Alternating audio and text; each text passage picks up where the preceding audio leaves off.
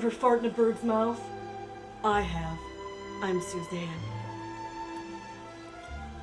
It was 1948, and my mind was wandering. I couldn't bring myself to get out of the crate I had constructed of cloth and jujubes, so I called Salty to come and help me get up. It did come and help me get up, so I made my way slowly towards the doorbell. I couldn't wait to ring it again. Doorbells are a fabulous way to pass the time if one ever has no option of anything else. And P.S., don't let them fool you. So on my way to the doorbell, my stomach started to twirl and whirl, and then it made its way down to my down parts. My woman parts. I giggled. I knew what was about to take place, and what a delightful treat. I passed wind. I tooted. I puffed loud and soft. I conquered the world.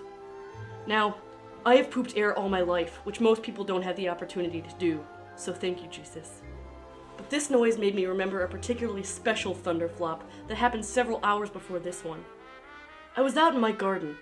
I love dirt. Who doesn't? But anyways, I was playing with one of my favorite worms who calls himself Penelope, and we were tossing around a pebble, when suddenly, a gigantic robin that almost looked like a golden robot swooped down and landed on my digging tool. We made eyes, and I knew. This little feathered monster creature contraption had a plan.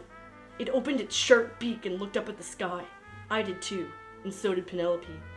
We all looked towards heaven. Then it happened. My stomach started that oh-so-familiar dance grumble, and I felt the air moving through my underdeveloped body. Down and down it went.